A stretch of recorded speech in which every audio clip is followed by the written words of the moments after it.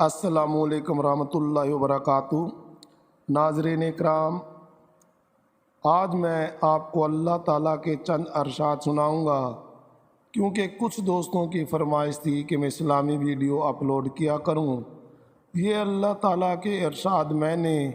مولانا یوسف قاندھیلوی کی کتاب منتخب حدیث سے لیے ہیں، تو ارشاد باری تعالیٰ سنیے گا۔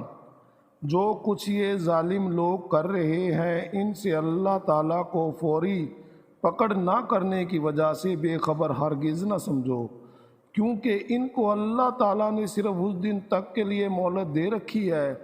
جس دن ہیبت سے ان کی آنکھیں پھٹی کی پھٹی رہ جائیں گی، جس دن ان کی آنکھیں پھٹی کی پھٹی رہ جائیں گی اور وہ حساب کی جگہ کی طرف سر اٹھائے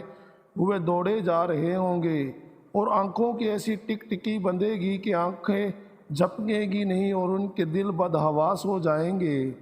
دوسرا ارشاد باری تعالیٰ ہے، اور اس دن اعمال کا وزن ایک حقیقت ہے، پھر جس شخص کا پلہ بھاری ہوگا تو وہی کامیاب ہوگا، اور جن کا ایمان و اعمال کا پلہ ہلکا ہوگا تو یہی لوگ ہوں گے جنہوں نے اپنا نقصان کیا اس لیے کہ وہ ہماری آیتوں کا انکار کرتے تھے۔ ایک اور ارشاد باری تعالیٰ ہے، اچھے اعمال کرنے والوں کے لیے جنت میں ہمیشہ رہنے کے باغات ہوں گے جس میں وہ لوگ داخل ہوں گے، اور ان کو سونے کے کنگن اور موتی پہنائے جائیں گے، اور ان کا لباس ریشم کا ہوگا، اور وہ ان باغوں میں داخل ہو کر کہیں گے کہ اللہ تعالیٰ کا لاکھ لاکھ شکر ہے جس نے ہمیں ہمیشہ کے لیے ہر قسم کا رنج و غم دور کیا۔ بے شک ہمارے رب بڑے بخشنے والے اور بڑے قدردان ہیں، جنہوں نے ہمیں ہمیشہ رہنے کے مقام میں داخل کیا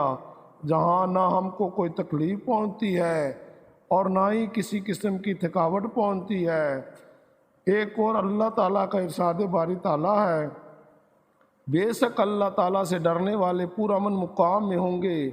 یعنی باغوں اور نہروں میں، اور وہ باریک اور موٹا ریشم پہنے ہوئے ایک دوسرے کے آمنے سامنے بیٹھیں گے۔ یہ سب باتیں اسی طرح ہوں گی،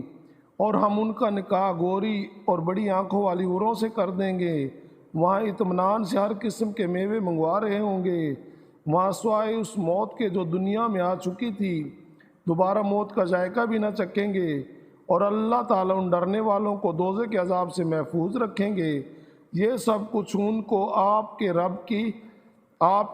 کے فضل سے ملا، بڑی کامیابی یہی ہے۔ اللہ تعالیٰ ہمیں بھی ان ارشاد پر عمل کرنے کی توفیق عطا فرمائے، آمین ثم آمین۔ اسلم بیزار۔